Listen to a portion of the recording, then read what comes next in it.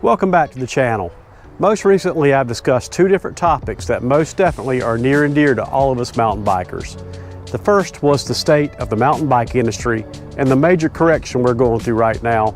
And the second was the discussion about keeping your old mountain bike instead of buying a new one. Well, at least keeping your old mountain bike after you buy a new one. But today, I'm going to talk about something a little bit different. Something that all of us will deal with from time to time, and that's about assessing risk. What does it take to get the switch to flip for you to be able to achieve progression? I myself love a little bit of risk from time to time.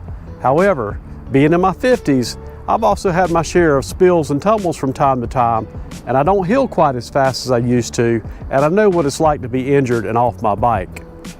And that scenario is a major bummer. Recently, my friend Andy towed me into what so far is the biggest drop I've hit in my life. And that got me to thinking, what is it exactly that makes that switch flip?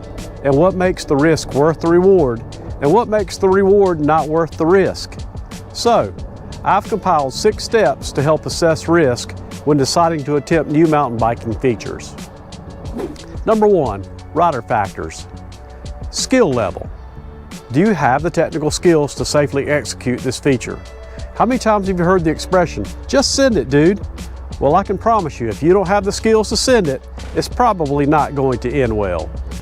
Experience. Have you encountered similar features before? Have you attempted and successfully ridden a feature that's similar, but maybe not quite the size or difficulty of this one? Confidence and mental readiness. Do you feel prepared and focused? In other words, are you feeling dialed today? We all have those days when we aren't feeling completely dialed, and if this is that day, then maybe you should wait until the day that you are. Fitness and fatigue. How far into this ride are you? Are you still riding at your peak physical levels, or are you bonking? If you're feeling fatigued, either mentally or physically, then it might be time to skip this feature and wait until another day when you don't feel this way. Number 2, feature evaluation. What type of feature is it? Is it a drop, jump, rock garden, gap, or steep section? What's in your wheelhouse? Is the skill needed for this feature what you're really good at, or is it a weakness for you? Size and difficulty. How does it compare to features that you've done in the past before?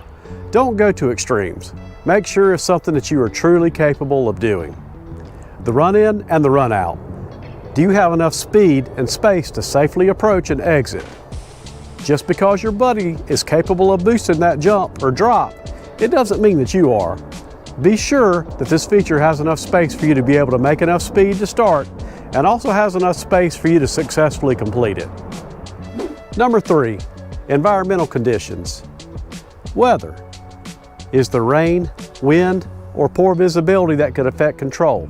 In other words, are the conditions good enough to be able to pull this off today? If it's not, come back and do it another day. Trail conditions. Is the surface loose, muddy, or dusty? Again, the trail conditions are tied to the weather conditions. Make sure that the conditions are good enough for you to be able to pull this off on this particular day. Obstacles and hazards. Are there rocks, roots, or drop-offs that need consideration? Scope this thing out and all the peripheral hazards that you might not initially see or consider, and be clear-headed enough to see all of the factors. Number 4, risk versus reward. The consequences of failure. What happens if you fall? Is it a major scrape, or is it a major injury? Is there major exposure? Or are there gators in the lagoon? Another thing to think about is what's going on in your life. Are you headed out for a major business trip in the morning?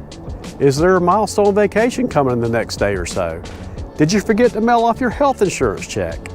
You need to think about what the consequences are if this thing goes off the rails in a very bad way. Escape options. Can you safely bail out if needed? This could mean lots of things. Can you stop? Can you push your bike away from you in midair if you're getting bucked? There are many issues to consider here. Potential gain. Is this necessary for progression, or is the risk too high? Are you by yourself? And if you are, should you wait till you're not? Is this really something that you need to accomplish to legitimize yourself to yourself or to others? Just make sure you're doing this for all the right reasons. Number 5, use the progressive approach. Observation. watch others ride it, and analyze their technique. This is very important in my opinion, as getting towed into a new feature by a similarly to slightly better rider is very crucial to being successful at achieving progression. Walk it first. Assess all the angles, the distances, and potential hazards. Make sure you have a good understanding of the speed required to successfully pull this off and walk away with success. Practice smaller features.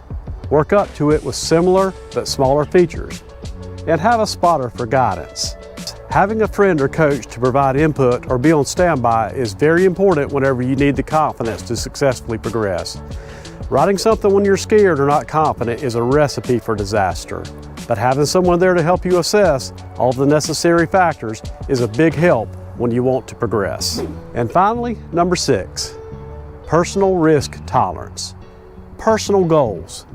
Are you pushing beyond your safe limits, or are you progressing methodically? Previous injuries. Consider how past injuries might affect your ability. And use your gut. If something feels off, it's okay to walk away. And most importantly, are you bringing your A game today? Do you feel dialed? Or are there other distractions going on in your life that might make more sense for you to attempt this feature on another day? So what do you guys think about my 6 guidelines for assessing risk? And what gets you out of your head to successfully attempt new mountain bike features? Let me know in the comments. I'm Scott, and this is Walkers Wild. Be sure to subscribe for more content like this in the future, and I'll see you on the next one.